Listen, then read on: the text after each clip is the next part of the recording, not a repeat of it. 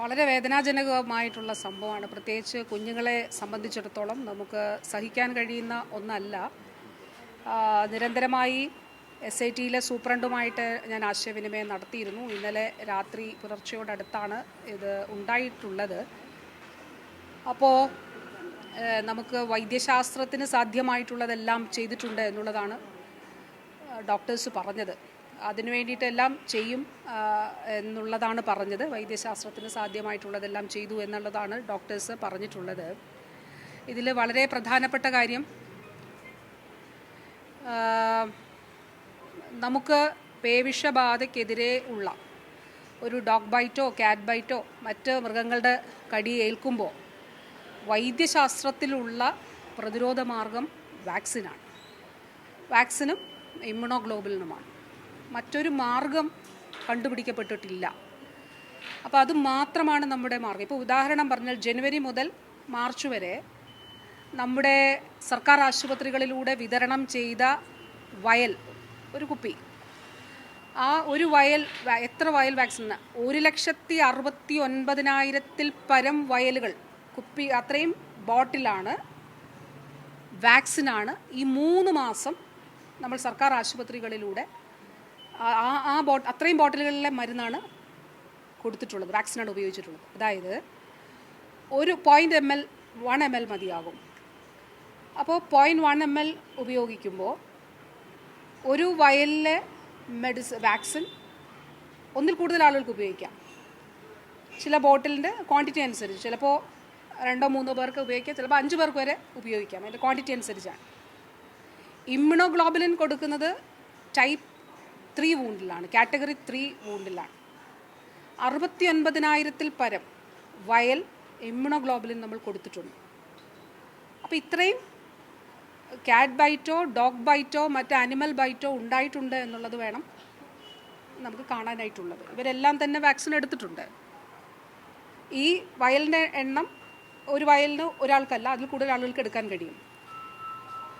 അപ്പോൾ വൈദ്യശാസ്ത്രം പറയുന്നതനുസരിച്ചിട്ടുള്ള ഏകമാർഗമായിട്ടുള്ള വാക്സിൻ, അതാണ് WHO-യുടെയും അതോടൊപ്പം കേന്ദ്ര സർക്കാരിൻ്റെ വാക്സിൻ പോളിസി അനുസരിച്ചിട്ടുള്ളതാണ് നമ്മൾ നൽകുന്നത്. അതിൽ മറ്റ് സാങ്കേതികമായിട്ടുള്ള കാര്യം ഡോക്ടേഴ്സ് പറയും. 2022 സമാനമായിട്ടുള്ളൊരു സാഹചര്യം ഉണ്ടായപ്പോൾ നമ്മളൊരു സമിതിയെ വെച്ചിരുന്നു. അതിൽ ഏറ്റവും വിദഗ്ധരായിട്ടുള്ള ആളുകളെ തന്നെ ആ സമിതിയിൽ വെച്ചിരുന്നു. അപ്പോൾ എങ്ങനെയാണ് നമുക്കൊരു വാക്സിൻ ഫലപ്രദമാണോ എന്നുള്ളത് അറിയാൻ കഴിയുക? ആ വാക്സിൻ എടുത്തു കഴിയുമ്പോൾ നമ്മുടെ ശരീരത്തിൽ ഒരു ആൻറ്റിബോഡി ഡെവലപ്പ് ചെയ്യും, വൈറസിന് എതിരായിട്ടുള്ള ആൻറ്റിബോഡി ഡെവലപ്പ് ചെയ്യും. അപ്പോൾ ശാസ്ത്രീയമായ രീതി മനുഷ്യ ശരീരത്തിൽ വാക്സിൻ എടുത്തിട്ടുള്ള വ്യക്തിയിൽ ഈ ആൻറ്റിബോഡി ഡെവലപ്പ് ചെയ്തിട്ടുണ്ടോ എന്നുള്ളത് പരിശോധിക്കുക എന്നുള്ളതാണ്. കേരള സംസ്ഥാന സർക്കാർ വെച്ച ഈ സമിതി നടത്തിയ പരിശോധനയിൽ, സാമ്പിൾ എടുത്ത് നടത്തിയ പരിശോധനയിൽ വാക്സിൻ എടുത്ത എല്ലാ ആളുകളിലും 0.5 ഇൻ്റർനാഷണൽ യൂണിറ്റ് പെർ ml, അല്ലേ, അത്രയുമാണ് കണ്ടൻറ്റ് ഉണ്ടാകേണ്ടത് ആൻറ്റിബോഡി.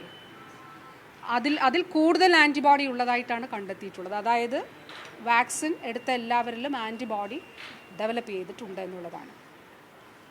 രണ്ടാമതൊരു സ്റ്റഡി നടത്തിയത് ഇപ്പോൾ പാരിപ്പള്ളി മെഡിക്കൽ കോളേജിൽ അസോസിയേറ്റ് പ്രൊഫസറായിട്ടുള്ള ഡോക്ടർ ചിന്തയാണ്. ഡോക്ടർ ചിന്ത 150 സാമ്പിൾസ് എടുത്തു.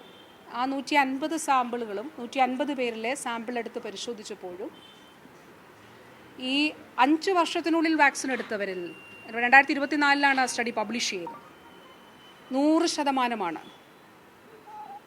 അതിൻ്റെ എഫിഷ്യൻസി. 20 വർഷത്തിനുള്ളിൽ എടുത്തവരിൽ 93% എഫിഷ്യൻസി. വാസ്തവത്തിൽ ഇൻ്റർനാഷണൽ സ്റ്റാൻഡേർഡ്സിൽ ഈ 93% പറയുന്നില്ല, അതിലും താഴെയാണ് പറയുന്നത്. അപ്പോൾ കേരളത്തിലെ പൊതുജനാരോഗ്യ സംവിധാനത്തിൽ ആരോഗ്യ പ്രവർത്തകർ അത്ര കൃത്യമായിട്ട് വാക്സിൻ നൽകുന്നു എന്നുള്ളതാണ്. ബാക്കി സാങ്കേതികമായിട്ടുള്ള കാര്യങ്ങൾ, ഇതൊക്കെ ഡേറ്റ മാത്രമാണ് ഞാൻ പറഞ്ഞത്. ബാക്കി സാങ്കേതികമായിട്ടുള്ള കാര്യങ്ങൾ ഡോക്ടർ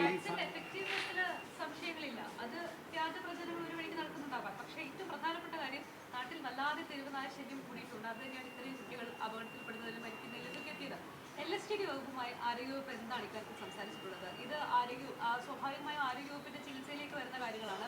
LSTD വകുപ്പുമായി എന്താണ് ഇക്കാര്യത്തിൽ നിങ്ങൾ ചർച്ച നടത്തിയിട്ടുള്ളത്? LSTD വകുപ്പും മൃഗസംരക്ഷണ വകുപ്പും സംയുക്തമായി ഇതിൽ ഒട്ടേറെ നടപടികൾ എടുക്കുന്നുണ്ട്. അതിൽ നിരന്തരമായിട്ടുള്ള ഇടപെടലുകൾ രണ്ട് വകുപ്പിൻ്റെയും ഭാഗത്തു നിന്ന് ഉണ്ടാകുന്നുണ്ട്.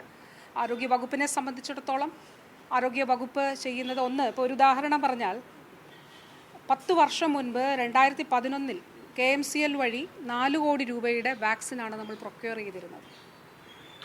ഇന്ന് നമ്മൾ 28 കോടി രൂപയുടെ വാക്സിനാണ് പ്രൊക്യൂർ ചെയ്യുന്നത്. അതായത് 7 ഇരട്ടിയോളം വർധനവ് അതിലുണ്ടായിട്ടുണ്ട് എന്നുള്ളത് നമ്മൾ കാണേണ്ടതായിട്ടുണ്ട്.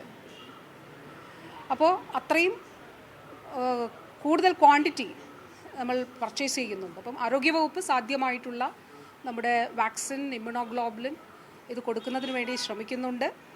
അത് നല്ല നിലയിൽ തന്നെ അതിൻ്റെ ഒരു പ്രോട്ടോക്കോൾ സെറ്റ് ചെയ്തുകൊണ്ടാണ് നമ്മൾ കൊടുക്കുന്നതിന് ശ്രമിച്ചിട്ടുള്ളത്.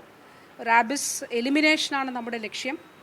അപ്പോൾ തീർച്ചയായിട്ടും വളരെ ദുഃഖകരമാണ് ഈ കുഞ്ഞുങ്ങളുടെ കാര്യം. ചില ആരോഗ്യ പ്രവർത്തകരെങ്കിലും ഈ വാക്സിൻ കൈകാര്യം ചെയ്യുന്നതിൻ്റെ ഒരു സാഹചര്യം പരിശോധിക്കണമെന്ന് പറയുന്നത്. കാരണം ഇത് എക്സ്പെർട്ടുകളായിട്ടുള്ള ആളുകൾ തന്നെയാണ് കൈകാര്യം ചെയ്യുന്നത്, അവരുടെ DMA അടക്കം പറഞ്ഞിരുന്നു. പക്ഷേ അപ്പോഴും ചില ആരോഗ്യ വിദഗ്ധർ പറയുന്നത് ഈ വാക്സിൻ്റെ ഇഫക്റ്റീവ്നെസ് ഒന്ന് പരിശോധിക്കപ്പെടേണ്ടതാണ്. വാക്സിൻ്റെ അത് റൊട്ടീനായിട്ട് പരിശോധിക്കുന്നുണ്ട്. ഞാൻ ഈ പറഞ്ഞ സമിതി തന്നെ നമ്മുടെ ആരോഗ്യ കേന്ദ്രങ്ങൾ മുഴുവൻ സന്ദർശിച്ചിരുന്നു. അതായത് ആരോഗ്യ കേന്ദ്രങ്ങൾ സന്ദർശിച്ച് ഇതിൻ്റെ എങ്ങനെയാണ് എന്നുള്ളതെല്ലാം പരിശോധിച്ചിരുന്നു. അപ്പോൾ ഒരു കാര്യം പ്രത്യേകമായി ശ്രദ്ധിക്കേണ്ടത്, വാക്സിനെതിരെയുള്ള തെറ്റായ പ്രചരണങ്ങൾ ദയവായിട്ട് നടത്തരുത് എന്നുള്ളതാണ്. കാരണം വാക്സിനെതിരെ ഒരു തെറ്റിദ്ധാരണ ഉണ്ടായാൽ നമുക്ക് മനുഷ്യ ജീവനുകൾ നഷ്ടപ്പെടും.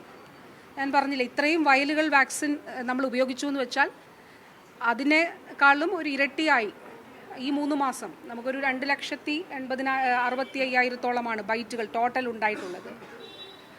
അപ്പോൾ അത്രയും മനുഷ്യജീവനുകൾ രക്ഷിക്കാൻ നമുക്ക് സാധിച്ചിട്ടുള്ളത് തീർച്ചയായിട്ടും വൈദ്യശാസ്ത്രം പറയുന്ന വാക്സിനിലൂടെയാണ്. അതിൽ റാബിസ് കേസുകളും ഉണ്ടായിരുന്നു. ഇപ്പോൾ ഒരു കേസിൽ മരണം സംഭവിച്ച ഒരു കേസിൽ മറ്റ് 6 പേരെ കൂടി കടിച്ചിരുന്നു. അപ്പോൾ മറ്റ് 6 പേരും വാക്സിൻ എടുത്തിരുന്നു. പക്ഷേ അവരുടെ കാറ്റഗറി 3 വൂണ്ട് ആയിരുന്നില്ല. ഇതാണ് ഡെത്ത് ഓഡിറ്റിൽ നമ്മുടെ ഡോക്ടേഴ്സ് പറഞ്ഞിട്ടുള്ളത്. എന്തെങ്കിലും ആഡ് ചെയ്യാനുണ്ടെങ്കിൽ ഡോക്ടർ പറയാം.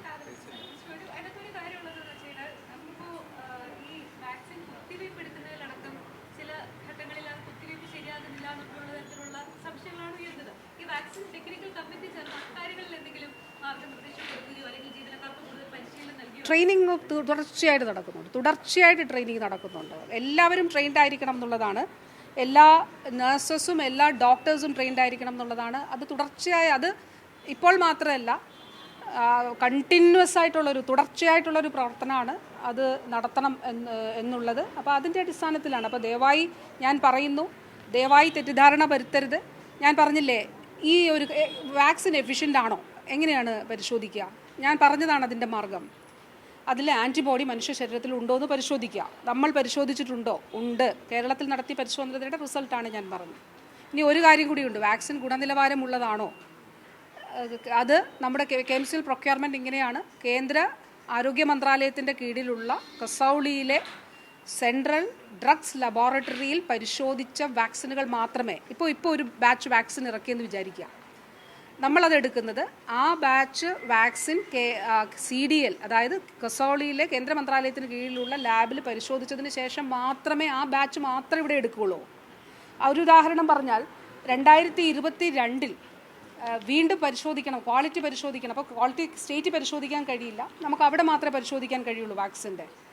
അങ്ങനെ ഒരു സാഹചര്യം ഉണ്ടായപ്പോൾ നമ്മൾ അയച്ചു. അപ്പോൾ അവർ പറഞ്ഞു അത് പരിശോധിക്കില്ല, നിങ്ങൾക്ക് ക്വാളിറ്റി ഉള്ളതാണ്, നിങ്ങൾ സർട്ടിഫൈ ചെയ്ത വാക്സിനാണ് നിങ്ങളുടേത്. ഞാൻ അന്നത്തെ കേന്ദ്ര ആരോഗ്യമന്ത്രി ശ്രീ മൻസുഖ് മാണ്ഡവ്യയ്ക്ക് കത്തെഴുതി, ഇങ്ങനൊരു വിഷയം ഉള്ളതുകൊണ്ട് ഒരു തവണ പരിശോധിച്ചതാണെങ്കിലും അങ്ങ് നിർദ്ദേശം നൽകണം, ഒരു തവണ കൂടി ഇതൊന്ന് പരിശോധിക്കണം. പരിശോധിച്ച വാക്സിനാണ്, പക്ഷേ ഈ ഒരു സംശയം മാറുന്നതിന് വേണ്ടി ഒരു തവണ കൂടി പരിശോധിക്കണം എന്ന് പറഞ്ഞു. അങ്ങനെ അദ്ദേഹം നിർദ്ദേശം നൽകി രണ്ടാമതും സെയിം ബാച്ച് വാക്സിൻ പരിശോധിക്കുകയുണ്ടായി. ഇപ്പോൾ നമ്മുടെ ഇതിപ്പോൾ KMCLൻ്റെ ഒരു റിപ്പോർട്ടാണ് ഉള്ളത്. നമ്മുടെ ഇക്വിൻ ആൻറ്റി റാബിസ് ഇമ്മ്യൂണോഗ്ലോബുലിൻ അതിൻ്റെ 23 ബാച്ചാണ് ഇവിടെ 24-25 സപ്ലൈ ചെയ്തത്. ഈ 24 ഈ ബാച്ചിനും 23 ബാച്ചും ക്വാളിറ്റി സർട്ടിഫിക്കേഷൻ ഉള്ളതാണ്. അതോടൊപ്പം തന്നെ റാബിസ് വാക്സിൻ 17 ബാച്ചാണ് 24-25 നമ്മൾ ടെസ്റ്റിന് അയച്ചത്. അതാണ് അത്രയും ബാച്ചാണ് നമ്മളിവിടെ സപ്ലൈ ചെയ്തത്. എല്ലാം തന്നെ സപ്ലൈ ചെയ്ത് സർട്ടിഫിക്കേഷൻ ഉള്ളതാണ്. അപ്പോൾ ഒരു കാര്യം മാത്രമേ ഉള്ളൂ, അതായത് നമ്മുടെ പേവിഷബാധയ്ക്കെതിരെ ഉള്ള ഒരു മാർഗ്ഗം മാത്രമേ ഉള്ളൂ, ഏറ്റവും നല്ല പ്രതിരോധ മാർഗമായിട്ടുള്ള വാക്സിൻ. അതിനെതിരെ തെറ്റിദ്ധാരണ പരത്തരുത്, അതിൽ സംശയം ഉണ്ടാക്കരുത്. കാരണം മനുഷ്യജീവനുകൾ നഷ്ടപ്പെടും. വാക്സിൻ എടുക്കണം. അപ്പോൾ കേരളത്തിൽ എന്തുകൊണ്ടാണ് നമ്മൾ ഈ ഒരു പെർസെൻറ്റേജ് നോക്കിയാൽ മരണത്തിൻ്റെ പെർസെൻറ്റേജ് കുറഞ്ഞിരിക്കുന്നത് എന്തുകൊണ്ടാണ്? നമ്മളൊരു വിഷയമുണ്ടായാൽ ഉടനെ പോയി അതിൽ വാക്സിൻ എടുക്കുമെന്നുള്ളതാണ്. അതോടൊപ്പം നമ്മുടെ IEC-കൾ, അതായത് പെട്ടെന്ന് തന്നെ വൂണ്ട് വാഷ് ചെയ്യണം, 15 മിനിറ്റ് റണ്ണിങ് വാട്ടറിൽ ടാപ്പ് വെള്ളത്തിൻ്റെ അടിയിലോ അല്ലെ ഓസ് ഒക്കെ വെച്ചുകൊണ്ട് നമുക്ക് നന്നായിട്ട് വൂണ്ട് വാഷ് ചെയ്യണം, സോപ്പ് ഉപയോഗിക്കണം എന്നൊക്കെയുള്ളത് ആ IEC ആക്ടിവിറ്റീസ് നൽകുന്നു.